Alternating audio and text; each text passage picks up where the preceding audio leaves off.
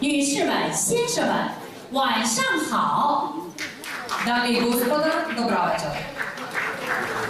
又是一年辞旧岁，又是一年迎春光。在中国最重要的传统节日春节来临之际，由中国文化部和驻外机构共同推出大型文化交流活动“欢乐春节”，即将在我们的友好城市美丽的斯科普里进行演出。Сетimo се со старата година и го славиме доаѓањето на новата.